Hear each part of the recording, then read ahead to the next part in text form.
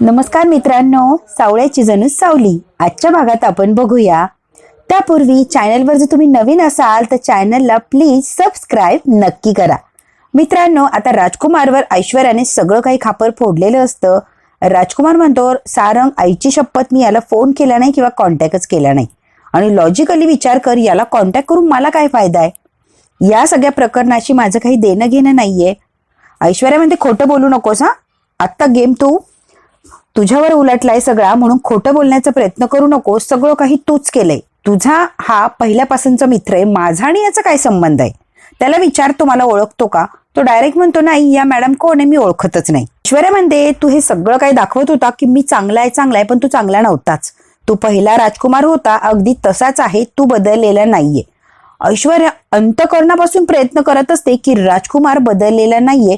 सगळ्यांच्या नजरेत राजकुमारने परत खाली पडावं यासाठी अगदी झटत असते ही ऐश्वर्या. ऐश्वर्या म्हणते, मी फक्त चांगला आहे हे दाखवून चालत नाही, त्यासाठी मनापासून चांगलं असणं गरजेचं आहे. तू चांगला नाहीच रे राजकुमार दादा. राजकुमारच्या सगळं काही लक्षात आलेलं असतं की हा गेम ऐश्वर्याने माझ्यावर सगळा उलटवलाय आणि बरोबर मला आई आणि बाबा यांच्या नजरेत पाडलंय. ऐश्वर्या म्हणते, मला एक गोष्ट कळतच नाहीये, तुमच्यासारख्या लोकांना चांगुलपणाचा आव आणून दाखवायचं तरी काय असतं रे. ऐश्वर्या म्हणते, तुझा आणि याचा काही संबंध नसता त्याने नाव कशाला घेतलं असतं. आता राजकुमार चिडतो आणि परत त्याला म्हणतो की काय रे, तू का माझं नाव घेतोस. ठरलेली रक्कम राजकुमार सर तुम्ही मला दिली असती तर मी तुमचं नावच घेतलं नसतं. तिलोत्तमा, बाबा, सारंग आणि सावली सगळ्यांच्या नजरेत राजकुमार कसा वाईट आहे किंवा तो बदललाच नाही हे दाखवण्यासाठी ऐश्वर्या प्रयत्न करत असते आणि जवळजवळ ती सक्सेस सुद्धा झालेली असते. राजकुमार खूप सांगण्याचा प्रयत्न करतो की नाही याचा आणि माझा काही एक संबंध नाहीये, तरी सुद्धा ऐश्वर्या मुद्दाम आरडाओरडा करत असते, मोठ्याने बोलत असते आणि ती कशी चांगली बिचारी आणि राजकुमार दोषी आहे हे दाखवत असते. मॉम बघा, राजकुमार दादा बदललेलाच नाहीये, मी तुम्हाला सांगत होते ना. माझ्या विरुद्ध प्लॅन बनवला आणि त्याला पैसे द्यायचे कबूल केले, फक्त माझं नाव घे म्हणून. पैसे नाही दिले म्हणून प्लॅन उघडकीस आलाय. मॉम, पैसे दिले असते तर मी अडकलेच असते की. पुन्हा एकदा तुमच्या नजरेत मी वाईट झाले असते. ऐश्वर्याने अगदी मासूम असा चेहरा केलेला असतो. का केलं राजकुमार दादा असं, मी काय बिघडवलंय तुझं, का माझ्या मागे लागलायस तू. राजकुमार म्हणतो, ऐश्वर्या वाटेल ते बोलायचं नाही, एकदम शांत बस. सारंग म्हणतो राजकुमारला, दादा तू थांब, आता खरं काय ना याला पोलीस विचारतील. आता पोलिसांचं नाव काढल्यावर ऐश्वर्या सुद्धा घाबरलेली असती आणि तो सदाशिव सुद्धा घाबरलेला असतो. देवाला फोन केलाय, देवा येतच असेल, बरोबर याच्याकडून सगळं काही वदवून घेईन. आता ऐश्वर्या अडकणार यात काही शंकाच नाही. तोपर्यंत सारंग राजकुमार पासून त्याला बाजूला घेतो, कारण राजकुमार त्याला मारत असतो. तिलोत्तमा खूप चिडलेली असते आणि अगदी वैतागून म्हणते, कोण खरं कोण खोटं ते कळणारच. आता तपास लावतील पोलीस आणि कोण खरं आहे आणि कोण खोटं माझ्यासमोर तर येणारच. मग मात्र मी कुणाला काही सोडत नसते. तिलोत्तमा खूप चिडलेली असते, तिला राजकुमारचाही राग येतो आणि ऐश्वर्याचा सुद्धा. तिलोत्तमा म्हणते, कोण दोषी आहे हे मी नक्की शोधून काढणार आणि तोवर तुमच्या दोघांवर सुद्धा विश्वास नाहीये. तिलोत्तमा म्हणते, माझ्या घरात मला घाण नकोच आहे, जेव्हा सत्य समोर येईल तेव्हा एका मिनिटात मी घाणीला बाहेर काढणार. ती रागाने तिलोत्तमा तिथून निघून जाते. ऐश्वर्याचा प्लॅन अगदी सक्सेस झालेला असतो. बिचाऱ्या राजकुमारवर खापर फुटलेलं असतं.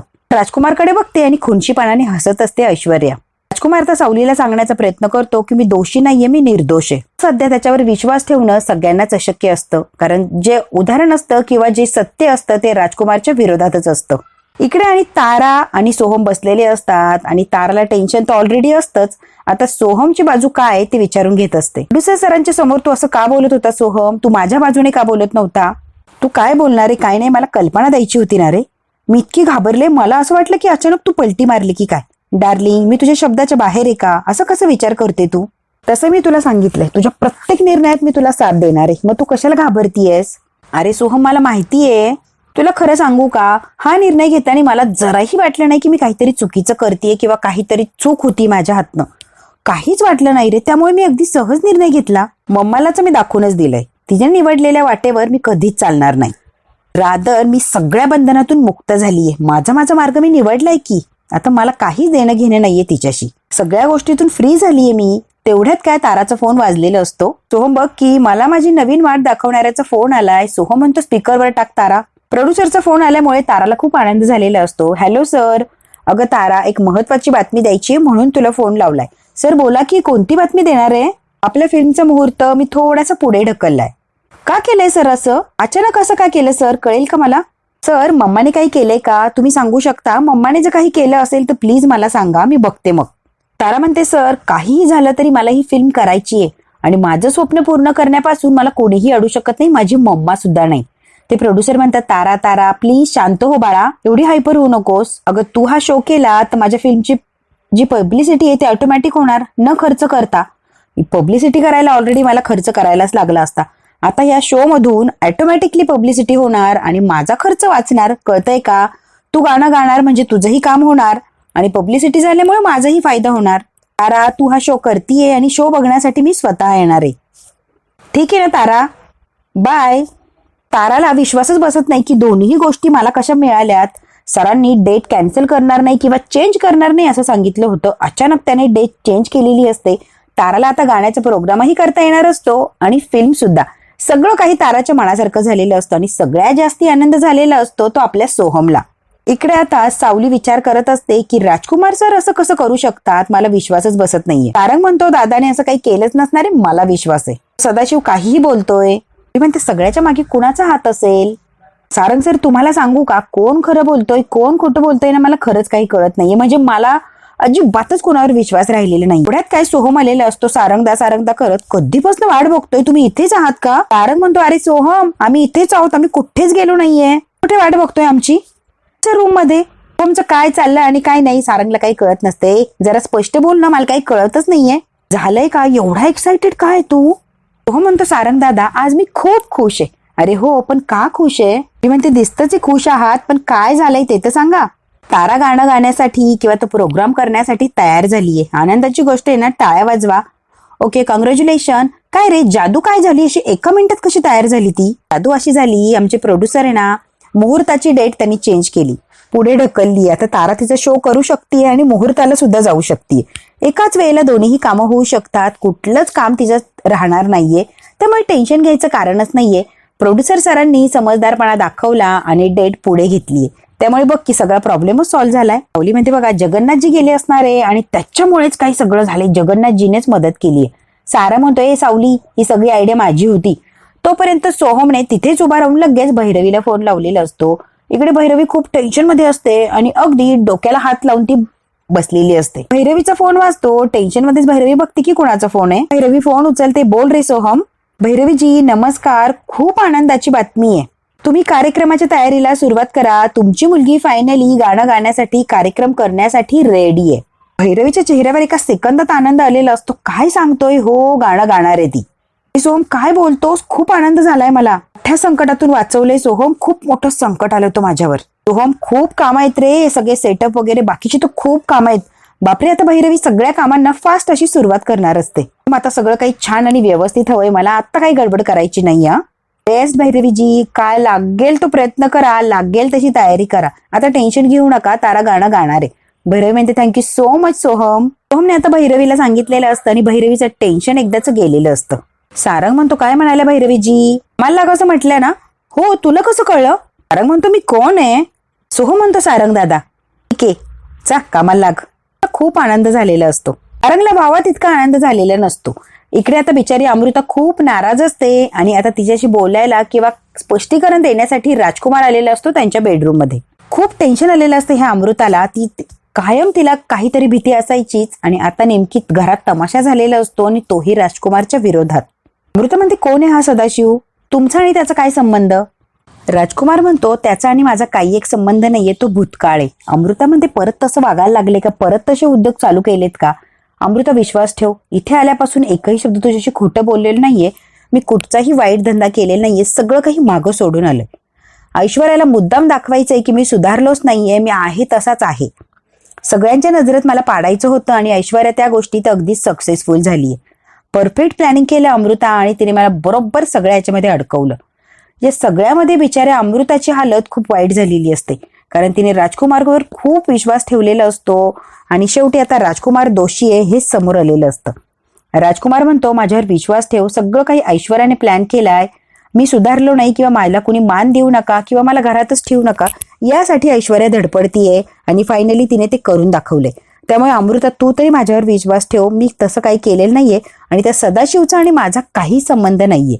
त्याने सारंग आणि सावलीवर हमला केला म्हणून चौकशीसाठी त्याच्याबरोबर मी परत जुनी ओळख उकरून काढली आणि सगळं काही खापर ऐश्वर्याने माझ्यावर फोडलं. मी तुला अगदी खरं आणि मनापासून सांगतो, खरंच माझा काही याच्यामध्ये हात नाहीये. विश्वास ठेवा. यासाठी आपल्या बाळाची सुद्धा शपथ घेतलेली आहे राजकुमारने. मी बाळाची शपथ घेतो, खरंच मी सुधारलोय, माझा काही एक संबंध नाहीये. सगळं काही ऐश्वर्याने प्लॅनिंग केलं आणि बरोबर मला अडकवलंय. अमृता म्हणते, हे बघा, तुम्ही रडू नका किंवा टेन्शन घेऊ नका. ऐश्वर्याने कितीही प्रयत्न करू द्या, तुम्ही दोषी आहात हे सांगण्याला, पण मी विश्वास ठेवणार की तुम्ही काही एक केलेलं नाहीये. त्यामुळे तुम्ही रडू नका बरं. आता राजकुमार अक्षरशः रडायला लागलेला असतो. अमृता म्हणते, माझा तुमच्यावर पूर्ण विश्वास आहे. काही म्हणू दे ऐश्वर्याला, मी विश्वास ठेवणार नाही. तुम्ही काळजी करू नका, मी आहे तुमच्या बरोबर. आता राजकुमारला जरा रिलॅक्स फील झालेलं असतं. अमृता, तू विश्वास ठेवला, पण आईच्या नजरेत पूर्वीचा राजकुमार दिसलाय. तिला परत माझ्यावर तिरस्कारच झालाय आणि इतका रागराग करायला लागली माझा. राजकुमार म्हणतो, अमृता, मी ऐश्वर्याला सोडणार नाही. तिने परत पहिले दिवस मला दाखवण्याचा प्रयत्न केला, मी तिला सोडत नसतो. राजकुमार रडत असतो आणि त्याला खूप वाईट वाटलेलं असतं. एवढा प्रयत्न केलेला असतो सुधारण्याचा, चांगलं वागण्याचा. शेवटी ऐश्वर्याने नको ते केलेलं असतं आणि मुद्दाम बिचाराला सगळ्याच्यात अडकवलेलं असतो. तो रडत असतो आणि पस्तावा करत असतो. राजकुमार जे बोललेलं असतो, अमृता म्हणते, हे बघा, तुम्ही शांत व्हा आणि प्लीज असं बोलायचं नाही. कुणी कितीही काहीही वागू द्या, आपण मात्र चांगलंच वागायचं. अमृताला कुठेतरी भीती असते, पहिला राजकुमार परत यायला नको. समजूत काढत असते आणि त्याला शांत करण्याचा प्रयत्न करते. अमृता म्हणते, पूर्ण विश्वास आहे, तुम्ही मला सारखं सारखं सांगू नका. सावली आणि सारंग टेरिसवर बसलेले असतात. सारंग आणि सावली निवांत असे बसलेले असतात. सावली वर बघते तर काय, तारा तुटताना दिसतो. सावली म्हणते, अहो सारंग सर, बघा तारा तुटलाय. मनातली इच्छा दोघंही मागतात. सारंग सावलीला म्हणतो, तू काय मागितलं सावली? आधी तुम्ही सांगा सारंग सर.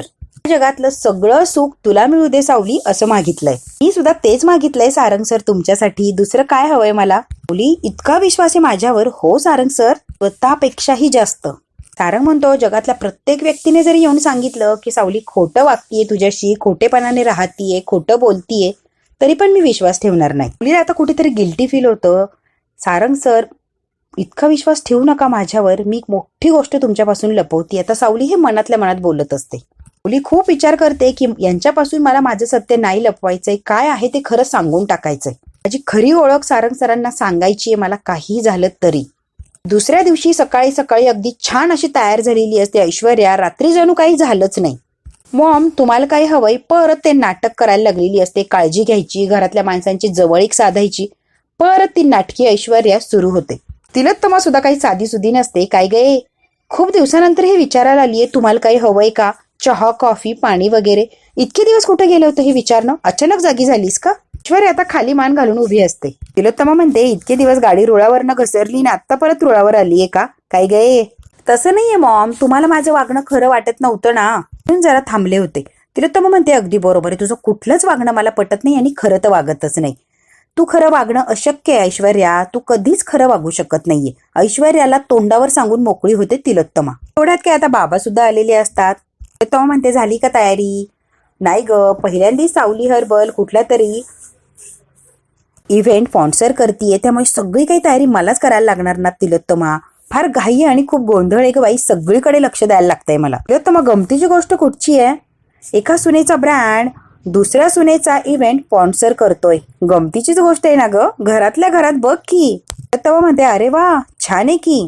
ऐश्वर्याच्या तोंडावर आता खेटरं पडलेली असतात. त्यामुळे सारंगने सगळी काही जबाबदारी माझ्यावरच सोपवली आहे तिलोत्तमा. आता यांच्या काय गप्पा चाललाय ऐश्वर्या अगदी मन लावून ऐकत असते. प्रत्येक गोष्टी तिला काहीतरी कुरापत करायचीच असते. त्यांची छान अशी चर्चा चाललेली असते. तेवढ्यात काय भैरवी आलेली असते. तिलोत्तमा म्हणते, अरे भैरवी, ये की बस. भैरवी खूप आनंदी असते आणि सकाळी सकाळी त्यांच्या घरी आलेली असते. सोबत आता जयंती सुद्धा असते. नाही मॉम, बसायला आम्हाला वेळ नाहीये. जयंतीचं बोलणं वागणं अजिबात आवडत नसतं तिलोत्तमाला. तिलोत्तमा डायरेक्ट म्हणते, तुझ्याशी बोलतीये का मी भैरवीशी बोलतीये ना? तुला सांगितलं का बसायला? नाही ना, मग जरा शांत बस. ते आता परत सुरू होते. नाही हो, आम्हाला बसायला वेळच नाहीये. हो ना भैरवी माई. भैरवी म्हणते, आज असू दे तिलोत्तमा, नंतर येते की आरामात गप्पा मारायला. खूप घाई आणि खूप धावपळ आहे ग तिलोत्तमा माझ्या मागे. जयंती मध्ये मध्ये बोलत असते, लई गडबड आहे बघा कामाची, तुम्हाला काय सांगू, इतकी धावपळ आहे की बस. आम्ही ना डॅडींना घेऊन जायला आलोय, ते स्पॉन्सर आहेत ना म्हणून. तो म्हणते, काय ग भैरवी, त्यांना कशाला घेऊन जाती? आता कुठे थकून आलेत ते, त्यांना नका नेऊ बरं. सॉरी तिलोत्तमा, त्यांना नसतं नेलं ग मी, मला माहिती आहे, पण मी आत्ताच ऑडिटोरियमला जाऊन आले. सावली हर्बलचा पहिला इव्हेंट आहे. चंद्रकांत मेहेंदळे आवर्जून स्वतः हजर असले पाहिजे. सगळ्या गोष्टींमध्ये ते स्वतः लक्ष घालणारे असं म्हटल्यावर तिलोत्तमा सगळ्या गोष्टींसाठी त्यांचीच गरज लागणार, मग त्यासाठी त्यांनी तिथं असणं गरजेचं आहे, म्हणून मी त्यांना घेऊन चाललीये.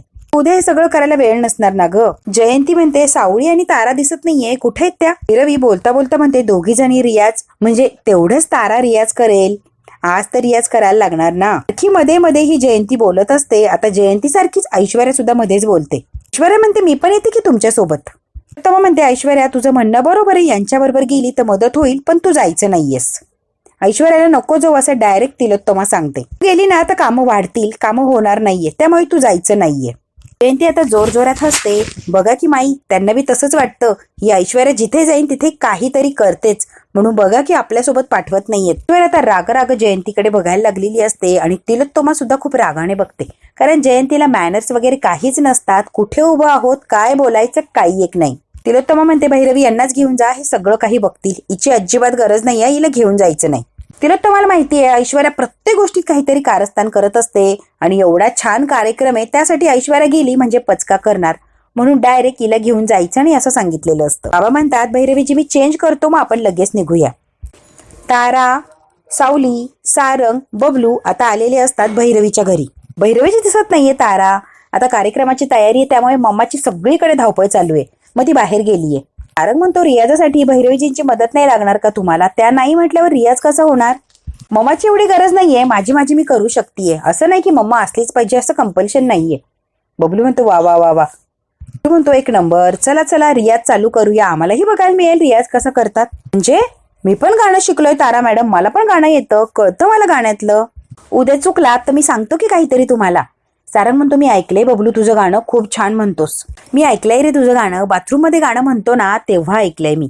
सारंग दादा तानसेन नसलो तरी बबलू आहे मी, चांगलं गाणं गातो.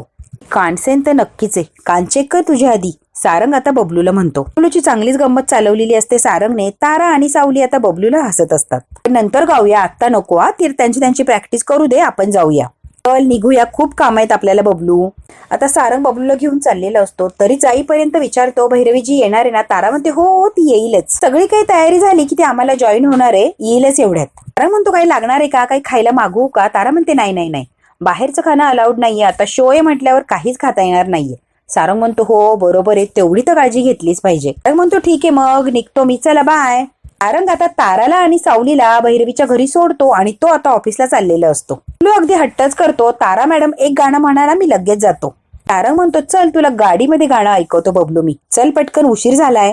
सारंग आणि बबलू गेल्यावर ताराला आणि सावलीला रिलॅक्स असं वाटतं. थोडक्यात वाचलो, सारंग किंवा बबलू इथे थांबले असते तर आपलं अवघड झालं असतं. बबलूमुळे पंचायत झाली असते, बरं झालं गेलाय तो. सावली म्हणते काय नाही तारा मॅडम, जरी थांबले असते तर मी सांभाळून घेतलं असतं, एवढं नाही. तारा म्हणते मी जरा झोपते, तू रियाज कर. सावली म्हणते काय, हो जरा झोपू दे ना, तोपर्यंत तू रियाज कर.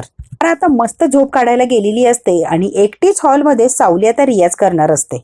बघू आता सावली एकटी रियाज करणार का, तिला कंपनी देण्यासाठी भैरवी येणार की सारंग थांबलेला आहे, सारंगच काहीतरी परत काम काढून माघारी येणार आणि सावलीचं सत्य सारंगला कळणार. बघूया आता आपल्याला जे काही सगळे प्रश्न पडले, सगळ्या प्रश्नांची उत्तरं मिळतील पुढच्या भागात. हा भाग इथेच संपला. मित्रांनो व्हिडिओ आवडल्यास लाईक, शेअर, सबस्क्राईब नक्की करा. धन्यवाद.